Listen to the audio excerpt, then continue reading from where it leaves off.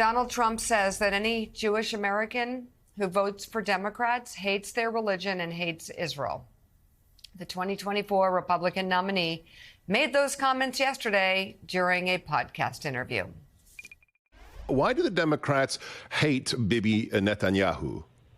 I actually think they hate Israel. Yes. I don't think they hate him. I think they hate Israel. When you see those Palestinian marches, even I'm amazed at how many people are in those marches.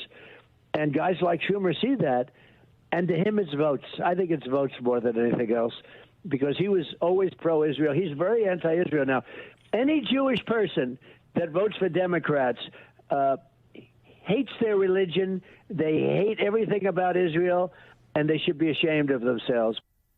I mean, Chuck Schumer has spent, Donnie Deutsch, his entire life the victim of anti-Semitic tropes because he has been such a fierce defender of Israel. Now suddenly Donald Trump decides that he again will determine, Donald Trump will determine who is a bad Jew and who is an enemy of Israel. Your thoughts? I think out of all the things that Donald Trump has ever said that have offended my core, this is it. How dare you, Donald Trump, tell me what it takes to be a good Jew and not be a good Jew, and what it takes to love Israel and not love Israel. First of all, you stand for nothing what Judaism is all about being a decent human being, about being kind to others. You are the farthest thing from what anybody should say what a good Jew is or isn't. And make no mistake about it, for anybody who says, I'm voting for Donald Trump because he's automatically good for Israel, he would turn on Jews in a second. This is a guy who has a fondness for Hitler, according to his ex-chief of staff, John Kelly. This is a guy who said there's good people on both sides of Charlottesville.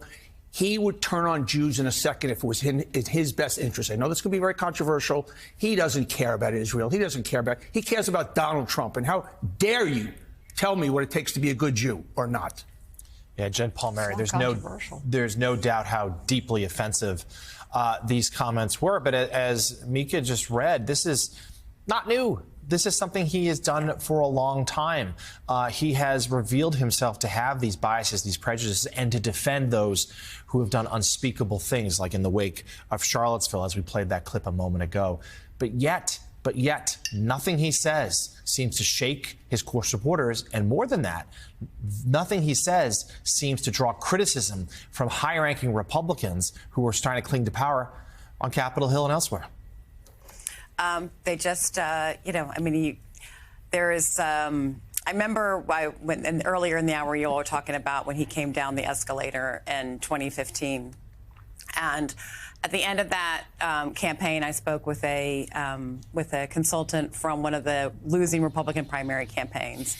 And he said, in retrospect, we all lost, every other Republican lost the race when he came down that escalator and said, that immigrants coming over from Mexico, some are rapists and criminals, and some I suspect are very good people. Something he just said again about, that's always the qualifier, because he was speaking what people the base saw as the truth. And even though it was an ugly truth, they thought that he had the courage to do that, and then they're willing to if he's willing to defend them on their worldview, they're willing to defend him on anything that he says. And I thought it was a great way to encapsulate what the appeal is and the connection that Trump has to his base, and it persists 8 years later.